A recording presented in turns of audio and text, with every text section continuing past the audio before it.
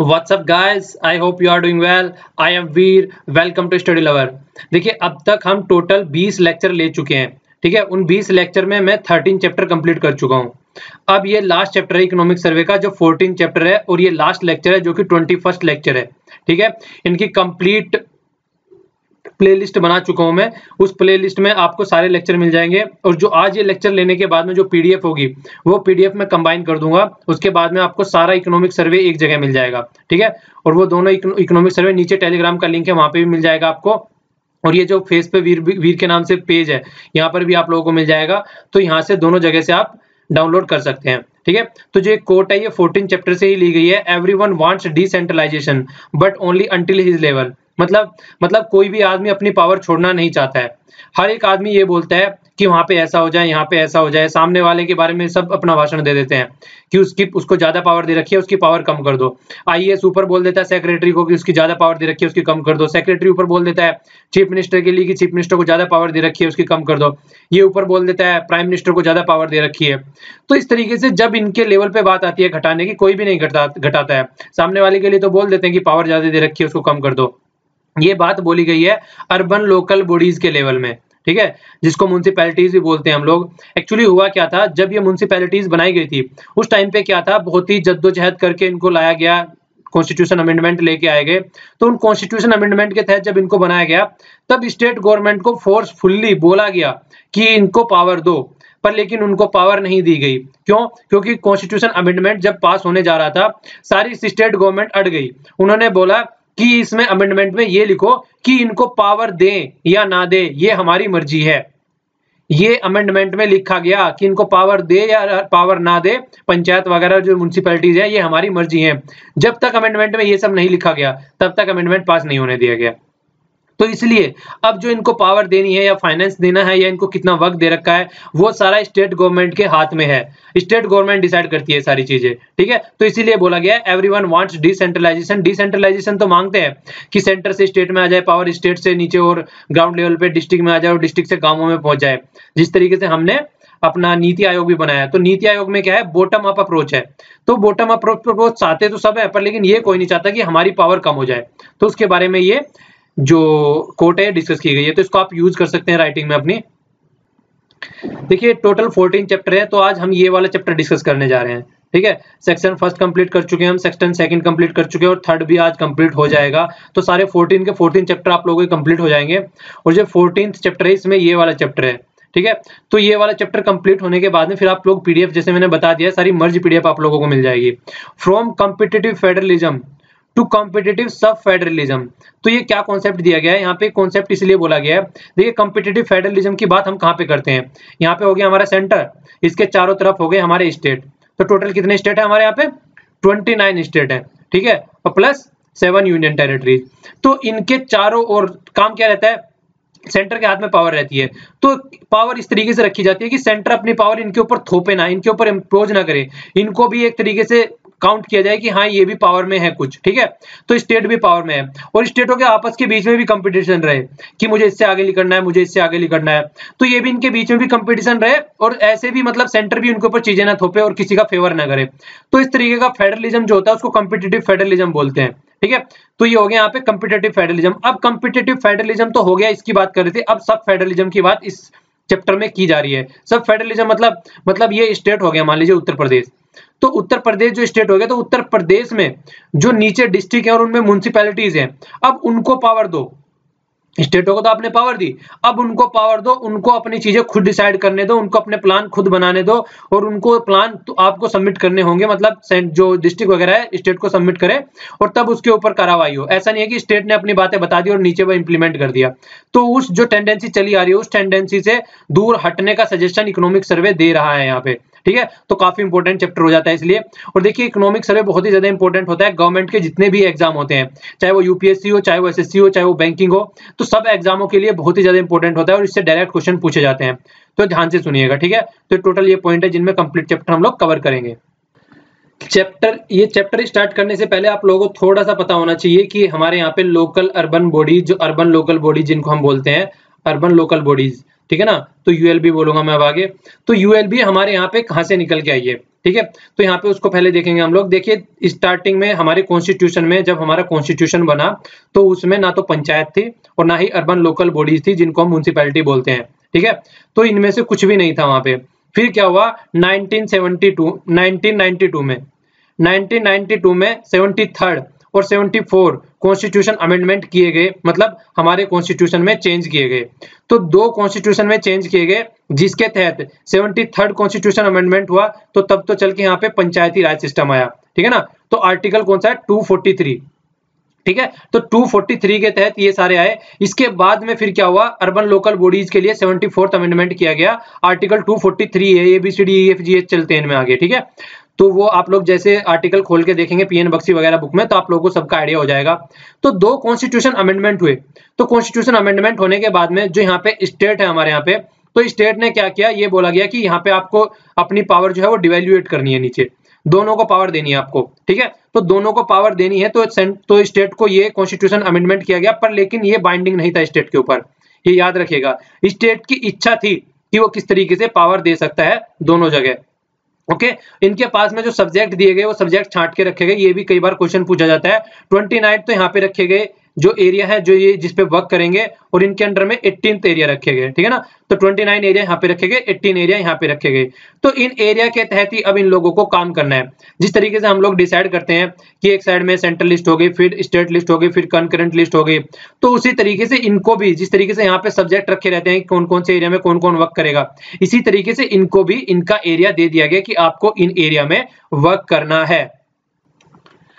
अब ये कंपोजिशन यहाँ पे देख लेते हैं। देखिए कंपोजिशन में ऊपर तो हो गया गवर्नमेंट ऑफ इंडिया, ठीक है, गवर्नमेंट ऑफ इंडिया हो गया, नीचे गवर्नमेंट ऑफ स्टेट हो गया, स्टेट गवर्नमेंट हो गया। इसके नीचे फिर जो डिवीजन रहता है, यहाँ से ये डिस्ट्रिक्ट हो गया, ठीक है ना। तो डिस्ट्रिक्ट से फिर डिवीजन होना स्टार्ट होता है। यहाँ पे तो आप लोग चलेंगे डिस्ट्रिक्ट पंचायत हो गया, फिर यहाँ पे क्या हो गया तहसील हो गया, और नीचे क्या हो गया गाँव की जो पंचायत होगी जहाँ से प्रधान वगैरह चुने जाते हैं। जिस तरीके से ये तो हो गया हमारा विलेज वाला एरिया, ठीक है। अब ये वाला हो गया यहाँ पे मतलब सिटी वाला एरिया। अब यहाँ पे क्या होता है, यहाँ पे जो सबसे नीचे होती है वो होती है नगर पंचायत। नगर पंचायत क्या होती है, नगर पंचायत ये होती है कि ये उस एरिया में एप्लीकेबल होती है या उस एरिया में वर्क करती है जहाँ पे मान लीजिए ये गांव है, ठीक है ना। तो गांव है ये आसपास में कई सारे, और यहाँ पे एक सेंटर सिटी होगी बहुत बड़ी, ठीक है। जैसे दिल्ली के आसपास की अगर कोई एक सिटी ले ले, पंचायत ले ले, तो जैसे मान लीजिए कोई डिस्ट्रिक्ट हो गया यहाँ पे, ठीक है, और ये आसपास वाले गांव हो गए। तो इधर डिस्ट्रिक्ट से चले और इधर गांव से चले, तो जो बीच का एरिया, जो ट्रांजिशन का एरिया रहता है, तो उस एरिया में जो वर्क किया जाता है, मतलब ना तो सिटी का और ना ही गांव का हो, तो जो ट्रांजिशन फेज रहता है, ठीक है, तो जो वो वाला एरिया रहता है, उस वाले एरिया में कौन काम करता है, नगर पंचायत काम करती है, ठीक है। उसके बाद क्या आ गया, ये आ गया सेकंड वाला आ गया ये नगर पालिका। नगर पालिका कहाँ पे वर्क करती है, ये स्मॉलर अर्बन एरिया, जो छोटे अर्बन एरिया होते हैं, तो वहां पे ये इनका वर्क होता है।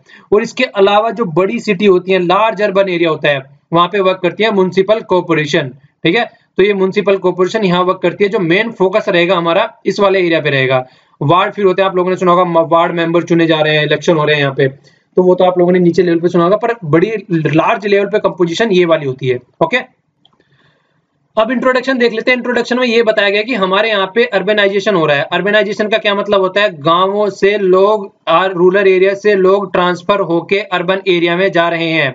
किसके लिए, काम के लिए, एम्प्लॉयमेंट के लिए, एजुकेशन के लिए, हेल्थ सर्विसेज के लिए, या फिर अच्छी देख रेख के लिए, आसपास का एरिया अच्छा रहे, मतलब वो ये सारी फैसिलिटीज, नॉर्मल सा फंडा ये बोला जाए कि सारी फैसिलिटी मिल जाए, इसलिए वहां पे जा रहे हैं, ठीक है। तो ये हो रहा है अर्बनाइजेशन। तो जो इस तरीके से अर्बनाइजेशन हो रहा है, यहाँ पे बताया गया है कि 1991 में ओनली 220 मिलियन पीपल जो सिटीज में रहते थे, पर लेकिन 2011 में लगभग डबल के करीब होने वाले हैं, ठीक है। 2011 में 380 मिलियन हो गए हैं और 8000 सिटीज हो गई हैं। तो इतने ज्यादा आज की डेट में सिटी पे आदमी आ चुके हैं। 53 विच वर होम एवर 1 मिलियन। देखिए 53 सिटी तो ऐसी है जहां पे 1 मिलियन से भी ज्यादा आदमी रहते हैं आज की डेट में, ठीक है। तो इतनी ज्यादा बढ़ता जा रहा है। और आज की डेट में ये भी बोला गया है, ये देखिए ये भी एक अच्छा डेटा है, आप लोग इसको यूज कर सकते हैं, मतलब काम का डेटा है, राइटिंग में यूज किया जा सकता है। 1/3 ऑफ पॉपुलेशन अर्बन इंडिया, मतलब जो अर्बन एरिया है, फ्रॉम अबाउट 1/3 ऑफ पॉपुलेशन रहती है वहां पे, ठीक है, टोटल पॉपुलेशन का। एंड थर्ड ये क्या ले रहा है, 3/5 ऑफ द जीडीपी। तो 3/5 जीडीपी प्रोड्यूस करती है। तो एक ह्यूज तो जीडीपी प्रोड्यूस करती है, और ह्यूज आदमी आज की डेट में सिटीज में रहते हैं, ये बात बोली जा रही है, ठीक है। तो इसी तरीके से बोला जा रहा है आज की डेट में अगर पता चल रहा है कि डेवलपमेंट कहाँ पे हो रहा है, किस तरीके से, किस लेवल में डेवलपमेंट हो रहा है, तो वो सिटीज डिफाइन करने लगी हैं। अब सिटीज के ऊपर डेवलपमेंट डिपेंड करता है, जितनी अच्छी और मल्टी लेयर सिटीज है यहाँ पे, अच्छी सिटीज है यहाँ पे, उतने ही अच्छे लेवल का डेवलपमेंट यहाँ पे देखने को मिलेगा। ओके, तो देखिए ये जिस तरीके से आदमी जो है गांव से शहरों में ट्रांसफर हो रहे हैं, देखिए वैसे तो इकोनॉमी के लिए अच्छा होता है। हम लोगों ने चाइना के बारे में भी डिस्कस किया था, चाइना में भी इसी तरीके से हुआ है। गांव से शहरों में जाने का रास्ता बहुत आसान था, इसीलिए आदमी शहरों में जाते थे, वहां से पैसे कमा के फिर गाँव में भेजते थे, तो इसलिए गाँव का भी डेवलपमेंट हुआ। वो फंडा हमने चाइना वाले फंडे में पढ़ा था। पर लेकिन वहां पे जो सिटीज डेवलप की गई है, प्रॉपर वे में डेवलप की गई है ताकि वो पॉपुलेशन को झेल सके, पर इंडिया में इस तरीके का डेवलपमेंट नहीं हुआ। तो जो म्युनिसिपैलिटीज रहती है, सारा भार उनके ऊपर आ जाता है, और सबसे बड़ी बात है उनके पास में पैसा भी नहीं होता है, तो किस तरीके से इसको हैंडल करना है, तो पैसा होता नहीं है और किस तरीके से भारी उनको हैंडल करना है, तो ये सब चीजें यहाँ पे बताई जा रही है। अब ये चैप्टर कंप्लीट इसी के बारे में चलेगा कि म्युनिसिपैलिटीज कहाँ से पैसा आता है और किस तरीके से उनको वर्क करना चाहिए, उसके बारे में चैप्टर आगे देखेंगे अब हम लोग। ओके, अब यहाँ पे अर्बनाइजेशन की ट्रेजेक्टरी दी गई है इस ग्राफ के थ्रू। देखिए अर्बनाइजेशन एक तो नॉर्मल तरीके से हुआ है, जिस तरीके से वर्ल्ड में सब जगह होता है उसी तरीके से हमारे यहाँ भी हुआ है, कुछ डिफरेंट नहीं है, ठीक है। तो सिमिलर टू चाइना है, पर लेकिन फिर भी इतना भी सिमिलर नहीं है जितना होना चाहिए था। अभी यहाँ पे दिखाया गया है कि परसेंटेज, जो यहाँ पे दिखाया गया परसेंटेज ऑफ पॉपुलेशन, ठीक है, residing in the urban area. तो अर्बन एरिया में कितनी रह रही है परसेंटेज पॉपुलेशन, तो ये यहाँ पे परसेंटेज दे रखा है कि इतने परसेंट रह रही है। तो आज की डेट में अगर देखा जाए तो काफी परसेंटेज हमारी पहुंच गई है, ठीक है ना। तो काफी आदमी आज की डेट में हमारे यहाँ पे देखिए तो सिटीज में जाके रहने लगे हैं। तो ये तो परसेंटेज हो गया, और उनकी पर कैपिटा ये देखा गया पर कैपिटा जीडीपी जो कि वो यहाँ पे कर रहे हैं। तो ये भी इंडिया की अगर देखा जाए, चाइना से तो बहुत ही कम है अगर देखा जाए अब भी, ठीक है। इंडिया की लगभग 5000 बैठ रही है।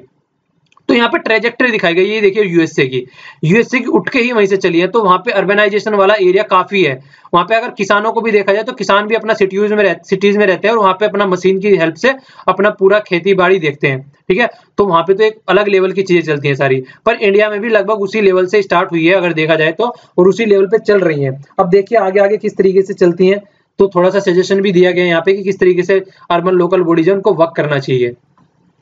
अब यहाँ पे बताया गया कि देखिए इंडिया में अगर एरिया देखा जाए तो एरिया के बेस पे इंडिया में पॉपुलेशन बहुत ज्यादा है।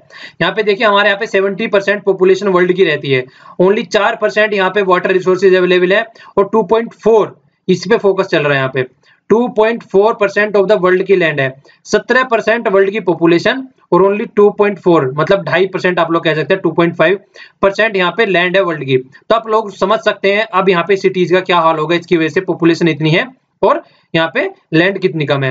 तो बोला है कि इतनी सारी बड़ी जो सिटी है वो यूजुअली इस्तेमाल कैसे होती है, मतलब छोटे एरिया में कैसे होती है वो, जबकि दूसरी कंट्री में देखा जाए तो अच्छे एरिया में रहती है। तो सबसे बड़ी बात क्या है, यहाँ पे जमीन की बहुत ज्यादा कमी है, ठीक है, जिसकी वजह से लोग एक तरीके से डिस्करेज होते हैं, मतलब जाते नहीं है शहरों में, क्योंकि शहरों में इतनी यार रहता ही नहीं है उनका कि वो बेचारे जाके वहां पे काम कर सके और काम करने के बाद में एक नॉर्मल सा घर भी बना सके। इस लेवल की कंडीशन है वहां पे, मतलब जो वहां पे अगर देखा जाए लैंड मार्केट के हिसाब से अगर देखा जाए, अनअफोर्डेबल वहां पे लैंड मिलती है और अनअफोर्डेबल वहां पे हाउस मिलता है रेंट पे भी। तो जो नॉर्मल आदमी अगर 10-15 हजार रुपए कमा रहा है, तो वो बेचारा वहां पे जाके क्या करेगा, उसको तो रहने के लिए जगह नहीं मिलेगी, तो उसको तो वहां से छोड़ के भागना पड़ेगा, तो उसका कुछ मतलब बनता नहीं है। तो इसीलिए हमारे यहाँ पे अर्बनाइजेशन हो रहा है, फिर भी उतने लेवल पे नहीं हो रहा है जितना और अदर कंपेयर पे देखा जाए दूसरी कंट्रियों में हुआ है। तो ये भी बात यहाँ पे बोली जा रही है। 2050 तक India most land square country हो जाएगी वर्ल्ड में, क्योंकि हम लोग 2050 तक तो चाइना को भी ओवरटेक कर जाएंगे पॉपुलेशन में। ये माना जा रहा है कि 2030 तक ही ओवरटेक कर जाएंगे, ठीक है। तो वर्ल्ड की मोस्ट पॉपुलेस कंट्री हम बन जाएंगे, और फिर हमारे पास में जमीन की तो कमी होती जा रही है, ठीक है, डिवाइड होती जा रही है जमीन। तो इसलिए देखिए आने वाले टाइम में ये और ज्यादा प्रॉब्लम होने वाली है। तो सीधा सा सॉल्यूशन है कि किसी भी तरीके से जो हमारी पॉपुलेशन इंक्रीज हो रही है उस पर फोकस किया जाए, उसको कंट्रोल किया जाए, ठीक है। तो एक तो ये बात हो गई। इसके अलावा एक एरिया और है जिसकी वजह से भी हमारे यहाँ पे कम आदमी वहां पे जाते हैं शहरों में। आप लोगों ने देखा होगा हमारे यहाँ पे सोशल स्ट्रक्चर जो है फैमिली की वो बड़ी डिफरेंट है, मतलब मम्मी पापा दादा नाना दादा फूफा ताया, मतलब सब बड़े 3-3 4-4 पीढ़ियां जो होती है वो एक साथ मिलकर रहती है। तो कल्चर की वजह से भी हमारे यहाँ पे कम आदमी जाते हैं बाहर, ठीक है। जो जाते हैं तो फिर पूरी फैमिली जाएगी तो इतना बड़ा घर लेना पड़ेगा, इतना बड़ा घर लेने के लिए हमारे पास में इतने पैसे नहीं है, इतनी सैलरी नहीं है। तो इसलिए मैक्सिमम क्या करते हैं, चलिए गांव में ही रह लेते हैं, और जो जॉब करते हैं वो अप डाउन कर लेंगे, और वो कोई कमरा लेके रह लेंगे, और फिर अब वीकेंड में अपना घर आ जाया करेंगे। तो ये हमारे यहाँ पे पूरा स्ट्रक्चर होता है जिसके ऊपर यहाँ पे हमारा जो सिस्टम वर्क कर रहा है आज की डेट में। अब चैलेंज क्या है इस वजह से, और चैलेंज क्या आ रहे हैं सबसे बड़ी, देखिए कई सारे चैलेंज यहाँ पे हम लोग ले सकते हैं। सबसे पहले तो डेवलपमेंट के बेस पे भी अगर देखा जाए तो सिटी हमारे वहाँ पे उस तरीके से डेवलप्ड नहीं की गई है कि वो इतना ज्यादा बर्डन झेल सके। हालांकि अब हम स्मार्ट सिटी के कॉन्सेप्ट पे चल रहे हैं, वो एक दूसरी बात है, पर लेकिन फिर भी नहीं है, तो बहुत सारे चैलेंज है। एक तो पुअर गवर्नेंस, ठीक है, गवर्नमेंट ढंग से नहीं की जाती। आप लोगों ने देखा होगा, मतलब कूड़ा भी इतनी इतनी दिनों तक पड़ा रहता है, उसको कोई उठाने वाला नहीं रहता है, ठीक है। इंफ्रास्ट्रक्चर की एक तरीके से बहुत ज्यादा प्रॉब्लम है, वाटर कहाँ से कितना आना है, आधे टाइम पानी नहीं आता है, पावर सप्लाई का कोई पता नहीं है, वेस्ट मैनेजमेंट का कोई आइडिया नहीं है। तो ये सारी चीजें भी एक बहुत ही अलग तरीके से हैंडल की जाती है। इनएडुकेट फाइनेंस, तो ये तो सबसे बड़ी प्रॉब्लम है। ये सारी फैसिलिटी तब प्रोवाइड करा पाएंगे ना बेचारे जब उनके पास में पैसा हो, पैसा उनको कोई देता नहीं है। स्टेट गवर्नमेंट अपने आप सोचती है कि सारा काम खुद के हाथ में रखे, नीचे उसको मतलब डिसेंट्रलाइजेशन करने के मूड में नहीं रहती है कि उन तक भी पैसा भेजा जाए। इसके अलावा फंक्शन ओवरलैप रहते हैं बहुत सारे, ये भी बहुत बड़ी प्रॉब्लम है। काम किसी का रहता है, बोल किसी को जाता है कि वो करेगा मैं नहीं करूंगा, ठीक है। आप लोग देख सकते हैं जिस तरीके से सड़कें खोद दी जाती हैं और वहां पे क्या होता है, पाइप गाड़े जाते हैं या फिर केबल डाले जाते हैं नीचे खोदने के बाद में। तो उसके बाद में जब उनको सही करने के लिए बोला जाता है, वो बोलते हैं हमारा काम था बस खोद के पाइप गाड़ने का। अब सही कौन करेगा? सही करेगा जिसको करना है, वो आके सही कर ले, पीडब्ल्यूडी वाले आके उसको सही करेंगे, ठीक है ना। तो हमारा काम नहीं है ये। तो ये ऐसी ऐसी बातें भी बोली जाती हैं फिर कि जो काम हमारा नहीं है तो हम वो क्यों करें। तो इस तरीके से चीजें मतलब क्लियरली डिफाइन नहीं है। इस डिपार्टमेंट को एक साथ मिलकर काम करे कि यार तुमने खोदा है तो कम से कम कुछ ऐसी चीज होनी चाहिए ना कि तभी उसको रिपेयर कर दे। ये खोद के चले जाएंगे, 4-5 महीने तक पड़ा रहेगा, फिर वहां से कोई जाके कंप्लेन करेगा, तब आके उन गड्ढों को भरा जाएगा। तो इस तरीके की सिचुएशन बनी रहती है, तो उस पर भी फोकस किया जाए। फ्रेगमेंटेशन, रेस्पॉन्सिबिलिटी, सर्विस डिलीवरी, यही बात हो गई जो मैंने अभी बताई है। फ्रेगमेंटेड है, पता नहीं है कौन क्या करेगा आके, वो उसको ब्लेम करते रहते हैं और वो उसको ब्लेम करते रहते हैं। तो रेस्पॉन्सिव मतलब ओवरलैपिंग भी रहती है और फ्रेगमेंटेड रेस्पॉन्सिबिलिटी भी रहती है। एक आदमी के डिपार्टमेंट, अगर एक ही आदमी को बोला जाए आप यहाँ पे केबल गाड़े, एक ही आदमी को बोला जाए केबल गाड़ने के बाद में रिपेयर होनी चाहिए सड़क ऐसी की ऐसी जैसे पहले थी, बल्कि उससे अच्छी होनी चाहिए। तो इस तरीके से होना चाहिए। केबल ये गाड़ के चले गए, यहाँ पे आके वो कोई और करेगा, उसके बाद में पानी कोई और ऊपर डालेगा उसके ऊपर। तो इस तरीके से काम चलते हैं, तो वो पंगा है, ठीक है। तो इंटीग्रेटेड अप्रोच होनी चाहिए सबकी। और ट्रांसपेरेंसी के बारे में तो इसके बाद में तो कुछ बोलना ही मतलब अलग बात है, यहाँ पे तो अलग ही लेवल की काम चलते हैं। तो डब्ल्यूएचओ के द्वारा और यूनिसेफ के द्वारा जो रिपोर्ट निकाली जाती है, उसके द्वारा बोला जाता है कि हमारे यहाँ पे जो मिलेनियम डेवलपमेंट गोल थे, अब क्या स्टार्ट हो गए हैं, अब हो गए सस्टेनेबल डेवलपमेंट गोल, ठीक है। मिलेनियम डेवलपमेंट गोल थे, ये 2015 तक चले हैं, 2000 से। अब 2015 से 2030 तक चलेंगे सस्टेनेबल डेवलपमेंट गोल। तो जो मिलेनियम डेवलपमेंट गोल थे, जो टारगेट था उनका लगभग 70% रखा गया था कि हाँ एवरेज अचीव करना है। तो इंडिया लगभग 63% ही यहाँ पे कर पाई चीजों को। किससे रिलेटेड? सैनिटेशन से रिलेटेड। तो सैनिटेशन से रिलेटेड उन्होंने 63% पॉपुलेशन को ही करा पाई, जबकि 77% एक तरीके से देखा जाए टारगेट था। तो यहाँ पे भी कोई भी गोल हम कंप्लीट नहीं कर पाते हैं, जो भी खासकर वर्ल्ड लेवल के जो गोल होते हैं, तो उसके बारे में बातें बताई गई हैं। ओके, अब ये देखिए इंफ्रास्ट्रक्चर के बेस पे हमारे यहाँ सिटी की रैंक दी गई है। ये देखिए 47 नंबर पे हमारी दिल्ली आ रही है और 50 नंबर पे हमारी मुंबई आ रही है, ठीक है। तो कहाँ पे आ रहे हैं? ऊपर देखिए कितनी अच्छी अच्छी सिटी है सारी। तो ये भी हमारे यहाँ पे इंफ्रास्ट्रक्चर की बहुत ज्यादा प्रॉब्लम रहती है। अब काम तब करें जब उनके पास में पैसा हो, तो फाइनेंशियल रिसोर्सेज की बात आ गई यहाँ पे। सबसे बड़ी बात होती है जो इंफ्रास्ट्रक्चर डेफिसिट होते हैं, जब फाइनेंस होंगे उनके पास में तभी तो कंप्लीट करेंगे। तो यहाँ पे बोला गया 14th finance commission. 14th finance commission के हेड कौन थे? आप लोगों के लिए क्वेश्चन है, नीचे कमेंट बॉक्स में आंसर दीजिएगा, ठीक है। तो उन्होंने रिकमेंड किया कि लगभग कितना है यहाँ पे, $87,000, ठीक है। तो ये इसकी बात की गई है। तो म्युनिसिपैलिटीज को दिया जाए 2015 से लेके और 2000 कब तक की बात की जा रही है? 20 की, 5 साल की बात की गई है ये। तो इसके हिसाब से अगर लगाया जाए तो $500 पर कैपिटा पर एनम आता है, ठीक है, जो एवरेज निकल के ही आता है। पर लेकिन एवरेज निकल के तो वहां से तो बोल दिया गया, पर लेकिन नीचे तो कौन चेक करेगा कि नीचे तक पहुंच रही है। अगर इसके अलावा भी फिर कोई और जरूरत पड़ रही है तो उनको बोला गया कि अपना लोकल रिसोर्सेज जैसे प्रॉपर्टी टैक्स वगैरह हो गया, वो लगा के वहां से निकालो पैसा। ये हुआ कब था? ये मैंने आप लोगों को अभी बताया था, 74th कॉन्स्टिट्यूशन अमेंडमेंट के तहत 1992 में अर्बन लोकल बॉडीज बनाई गई थी, ठीक है ना। तो उसके बेस पे इनको 18 फंक्शन दिए गए थे। आप लोगों को याद रखना है, ये क्वेश्चन कई बार पूछ लिया जाता है। इनको 29 फंक्शन दिए गए थे और इनको 18 फंक्शन दिए गए थे जिसमें इनको वर्क करना है, ठीक है। तो यहाँ पे कितने 18 फंक्शन इनको दिए गए थे जिसके अंडर इनको वर्क करना है। 12th शेड्यूल्ड है ये कॉन्स्टिट्यूशन में, ठीक है। कॉन्स्टिट्यूशन में कितने शेड्यूल्ड हैं और कितने पार्ट हैं, ये क्वेश्चन आप लोगों के लिए नीचे आंसर दीजिएगा, ठीक है। कम से कम ओवरव्यू पता होना चाहिए खाका क्या है हमारे कॉन्स्टिट्यूशन का। ज्यादा अंदर घुस के रटने वाली अलग बात है, पर लेकिन इतना तो पता होना चाहिए कि एग्जैक्ट में चीजें क्या है एग्जैक्टली, ठीक है। तो इसके अलावा ये तो बातें अलग हो गई। अब अमेंडमेंट तो हम लोगों ने कर दिया। सबसे बड़ी बात जो मैंने आप लोगों को स्टार्टिंग में बताई थी वो है ये, डिस्क्रिशन दे दिया गया है स्टेट गवर्नमेंट को कि ये अमेंडमेंट है, उसको मतलब आप लोगों को आगे करना है, फुलफिल करना है, उसके फंक्शन या नहीं करना है, उनको फाइनेंस देना है या नहीं देना है। तो अब स्टेट के हाथ में पावर आ गई, तो स्टेट को डिवेल्युएट करना है नहीं करना है। तो स्टार्टिंग में वही बातें बोली गई थी, पावर आ जाती है सबके हाथ में, पर लेकिन छोड़ना कोई नहीं चाहता उसको, ठीक है। तो इसीलिए बोला गया जब इनके पास में एक्सपेंडिचर नहीं होगा अर्बन लोकल बॉडीज के पास में, तो किस तरीके से इंफ्रास्ट्रक्चर प्रोवाइड कराएंगे, किस तरीके से एक्सपेंडिचर करेंगे, ठीक है। तो मुंबई, कानपुर और कोलकाता का इन्होंने एग्जाम्पल दिया है, ये एक्सेप्शनल है, यहाँ पे अच्छा खासा रिवेन्यू इनके पास में जनरेट हो जाता है, ठीक है। और इसके अलावा क्या बोला इन्होंने, फाइनेंशियल रिसोर्सेज के बेस पे अगर लेके दिया जाए तो ये खुद का भी अपना कर सकते हैं, जैसे कि प्रॉपर्टी टैक्स वगैरह लगा दिया। प्रॉपर्टी टैक्स जो मोस्ट इंपोर्टेंट होता है खासकर सिटीज में, जैसे घरों पे ये सब चीजें लगाई जाती हैं, जिसकी प्रॉपर्टी है, जो भी मकान वगैरह है, तो उस पर डायरेक्ट टैक्स लगाया जाता है, तो वो एक अलग टैक्स है जिससे ये अपना रिवेन्यू जनरेट कर सकते हैं। तो यहाँ पे एक्सपेंडिचर दिखाया गया है, per capita expenditure urban local bodies, ठीक है ना। तो वो दिखाया गया स्टेट के द्वारा। देखिए मुंबई में सबसे ज्यादा है, ये देखिए लगभग 25,000 के करीब पहुंच गया है, ठीक है। और यहाँ पे अगर देखा जाए पुणे में भी ठीक है और दिल्ली में भी लगभग ठीक ठाक है। इसके अलावा तो सबकी कहानी खराब है और किसी के बारे में बात करने का कोई मतलब ही नहीं है, तो सब नीचे जा चुके हैं। और अब यहाँ पे रैंकिंग दी गई है अर्बन लोकल बॉडीज की, अवेलेबल ऑफ सर्विसेज, सर्विस किस तरीके से प्रोवाइड कराते हैं, और यहाँ पे ट्रांसपेरेंसी कितनी है, अकाउंटेबिलिटी कितनी है, और पार्टिसिपेशन कितना है। तो यहाँ पे देखिए यार नॉर्मल सी बात है, जहाँ पे ट्रांसपेरेंसी अच्छी होगी, सर्विस अच्छी प्रोवाइड कराएंगे, अकाउंटेबिलिटी होगी, उनका नाम ऊपर आएगा। तो चेन्नई होगी, पुणे हो गया, ठीक है, चंडीगढ़ हो गया, मुंबई हो गया, तो इनका नाम ऊपर है। हैदराबाद हो गया, इसी तरीके से यहाँ पे मुंबई में देख लीजिए हैदराबाद हो गया, तो ये ऊपर है। फिर नीचे तो वही है, तो नीचे यहाँ पे देखिए नीचे कौन सा हो गया, यहाँ पे नीचे ये आ गया, रायपुर आ गया, रांची आ गया, ठीक है, चंडीगढ़ नीचे आ गया। यहाँ पे ट्रांसपेरेंसी के मामले में चंडीगढ़ अच्छा नहीं है, पर सर्विस के मामले में अच्छा है। तो देखिए इस तरह की कंट्रोवर्सी भी होती है, तो खासकर चंडीगढ़ का नाम याद रखेगा, यहाँ पे ऊपर है और वहां पे नीचे पहुंच गया, ठीक है।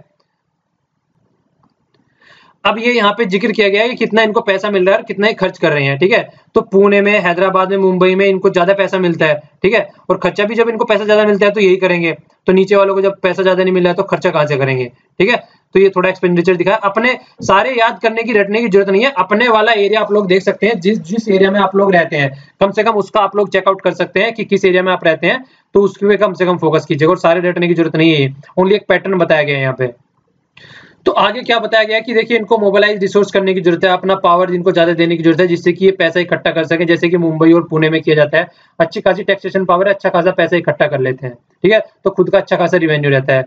अगर कानपुर को देखा जाए, देहरादून को देखा जाए, तो टैक्सेशन तो अच्छा है, पर लेकिन जो रिवेन्यू होता है वो फिर भी उस लेवल का नहीं आ पाता है। तो अलग अलग सिस्टम है सब जगह। देखिए हमारे यहाँ पे सारे सिस्टम अलग अलग है। अगर आप पंचायत का भी देखें ना, तो कहीं पे 2 टायर पंचायत है, कहीं पे 3 टायर पंचायत है, और कहीं कहीं पे 4 टायर पंचायत भी है। चलिए आप लोगों के क्वेश्चन है, आप लोग बताइए कि आपके वाले स्टेट जोन सा भी है उसका नाम लिखिए, और आपके वाले स्टेट में कितने टायर पंचायत है, 2 टायर है, 3 टायर है, और या 1 टायर है, या कोई भी नहीं है, ठीक है। तो इसको आप लोगों को नीचे कमेंट बॉक्स में आंसर देना है, ओके, अपने अपने स्टेट के बारे में बताइएगा। तो सर्विस डिलीवरी रिक्वायर करने के लिए, अगर सर्विस डिलीवरी अच्छी है तो सबसे पहले उनके पास में पैसा होना चाहिए, तभी तो सर्विस डिलीवरी अच्छी देंगे, ठीक है। तो रिवेन्यू को बनाने के लिए क्या करना है, इनको प्रॉपर्टी टैक्स लगाना है, जो कि सबसे सुटेबल और सबसे टिकाऊ तरीका है, जिससे कि पैसा कमाया जा सके, ओके। इसके बाद में फिर जो देखिए जो स्ट्रीट लाइट होती है वो सही करनी है, पार्क वगैरह का ख्याल रखना है, जो हॉस्पिटल होते हैं उस एरिया में उनको सही रखना है, लाइट सही है उस वाले एरिया में, उस पर फोकस रखना है, रोड वगैरह पे फोकस करना है, तो फिर ये सारा काम कर सकते हैं आराम से। ये टैक्सेशन पावर के बारे में दिखा रखा है, कहाँ पे सबसे ज्यादा है, पुणे में दे रखा है, मुंबई में दे रखा है, तो टैक्सेशन पावर यहाँ पे ज्यादा दे रखी है, ठीक है ना। टैक्सेशन पावर हो गया, ये ओन रिवेन्यू हो गया, तो ओन रिवेन्यू भी सबसे ज्यादा इनका हो रहा है। टैक्सेशन पावर के मामले में सबसे ज्यादा ये इधर, ठीक है, ये इधर को बढ़ता हुआ जा रहा है, ओके। और रिवेन्यू के बारे में ये है कि किनका कितना रिवेन्यू है। अब property tax urban local bodies, उनका ओन रिवेन्यू कितना आता है, फिर यहाँ पे ये दे रखा है। ये सारी देखिए फैक्चुअल इन्फॉर्मेशन है, ठीक है, तो इसमें समझाने वाला कुछ है नहीं। तो ये इस तरीके से आप जितने एरिया में रहते हैं आप अपन देख सकते हैं अपने वाले एरिया की किस में ज्यादा पावर है और किस में कम पावर है, ओके।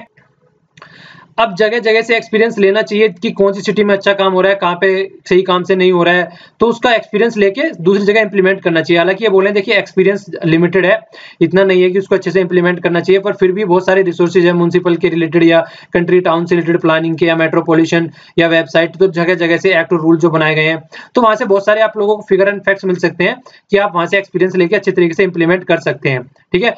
तो 4 सर्विसेज वर्क एनालाइज की गई है यहाँ पे कि किस तरीके से एरिया में वर्क हो रहा है। सबसे पहला तो टैप्ड वाटर, जो पाइप वाटर होता है वो सब तक अच्छे से पहुंच रहा है नहीं हो रहा है। कनेक्शन टू पाइप सीवियर, जो सीवियर का कनेक्शन रहता है, सीवियर जो रहता है, सीवर बोलते हैं उसका कनेक्शन जो रहता है वो सही से है नहीं है। पब्लिक टॉयलेट वगैरह ढंग से है या नहीं है। तो वेस्ट वाटर आउटलेट ढंग से है या नहीं है। तो इन सब चीजों के बेस पे एनालिसिस किया जाता है, तो इनका डेटा अवेलेबल है, तो वहां से सीखना चाहिए तो चीजों को किस तरीके से हमको इंप्लीमेंट करना है, ठीक है। अब कंक्लूजन में सीधा वही आता है निकल के कि किस तरीके से, जिस तरीके से हमने सेंटर के पास में सारी पावर थी उसको डिवेल्यूएट करके स्टेट के पास में पहुंचाया, अब स्टेट का नंबर आ गया कि उसको डिवेल्यूएट करके नीचे म्युनिसिपैलिटीज में या फिर पंचायत में पहुंचाया जाए। तो अब ये पावर आ गई है, ठीक है, तो ये पावर बोल रहा हूं, ये टाइम आ गया है। तो अब इनको नीचे पावर पहुंचानी पड़ेगी। सब फेडरलिज्म का कॉन्सेप्ट अब इंप्लीमेंट करना ही पड़ेगा, उसको फैलाना नहीं पड़ेगा, उसके ऊपर फोकस देना पड़ेगा, ठीक है। तो जो पहले स्टेट में डिस्ट्रीब्यूशन हुआ करता था पावर का, अब सिटीज में होना है, बिटवीन द सिटीज। तो वहां तक अब उसको फैलाने का टाइम आ गया है, तो उस पर फोकस देके चलना है, तब जाके फेडरलिज्म का कॉन्सेप्ट अच्छा होगा, तब जाके यहाँ पे वर्क ढंग से हो पाएगा। अब 4 स्कीम है वो मैं आपको दूसरे वीडियो में एक्सप्लेन करूंगा, स्मार्ट सिटी, हृदय और स्वच्छ भारत अभियान और अमृत मिशन, ठीक है ना। तो ये 4 स्कीम है, चारों स्कीमों को मैं एक छोटी सी वीडियो बनाऊंगा, उसमें आप लोगों को अच्छे से समझाऊंगा। तो ये भी इकोनॉमिक सर्वे में अलग से दे रखी थी, तो उन स्कीम्स के लिए एक वीडियो में बना देता हूँ, ये आपके लिए बहुत ही ज्यादा फायदेमंद रहेंगी, ठीक है। तो आज तो ये सारा खत्म हो चुका है। देखिए इकोनॉमिक सर्वे आप लोगों का फिनिश हो गया है, अब एंजॉय कीजिए, सारी एक जगह मर्ज करके आप लोगों को पीडीएफ मिल जाएगी, उसका जितना रिवीजन हो सके उतनी अच्छे से रिवीजन कर दीजिए 2-3-4 बार, जिससे कि आपका कोई भी क्वेश्चन ना छूट पाए, ठीक है। तो अब पीडीएफ आप लोगों को कहाँ मिलेगी, एक तो ये वाला है यहाँ पे फेसबुक पे पेज, और मैंने यहाँ पे जनवरी के महीने की और अप्रैल के महीने का कंबाइंड पीडीएफ डाल दिया है, आप वो लोग यहाँ से डाउनलोड कर सकते हैं। तो आज के लिए इतना ही, thanks a lot for listening, जय हिंद।